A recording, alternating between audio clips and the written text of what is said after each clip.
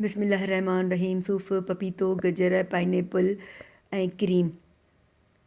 इन खां अलावा अगरि को बि मौसम जो फ्रूट आहे त तव्हां उहो इस्तेमालु करे सघो था। सभ खां पहिरीं गजल खे छिले उन जा नंढड़ा कतरा करे उनखे हिकु देगिड़ीअ में विझंदासूं। पोइ उन में शामिलु कंदासूं खंडु ऐं खंड खे ॻरण ताईं असां पचाईंदासूं त जीअं खंडु ॻरी वञे ऐं गजर बि कुझु नरम थी वञे।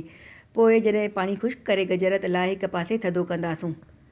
पोइ असां सूफ़ खे चङी तरह छिलींदासूं ऐं उन जा बि नंढड़ा कतरा कटींदासूं। इहे कटियल सूफ़ जा कतरा बि असां गजरुनि सां गॾु शामिलु कंदासूं। अहिड़ी तरह पपीते खे बि छिले उन जा बि नंढड़ा कतरा कटींदासूं ऐं उहे बि सूफ़ ऐं गजरुनि सां गॾु शामिलु कंदासूं।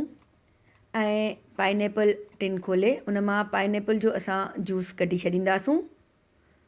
बक़ाया जेके पाइनएप्पल जा कतरा आहिनि काफ़ी वॾी साइज़ जा आहिनि, उन्हनि खे बि कटे असां हिकु साइज़ जो करे छॾींदासूं जेको असांजी साइज़ ॿिए फ्रूट जी आहे ओतिरो ई रखंदासूं।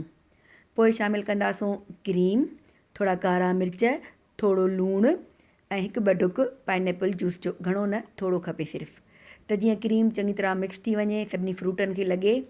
पोइ चङी तरह मिक्स करे असां लाहे प्लेट में सर्व कंदासूं। तयारु आहे असांजो फ्रूट सैलेड, मज़ेदार ऐं लाजवाब, ज़बरदस्त।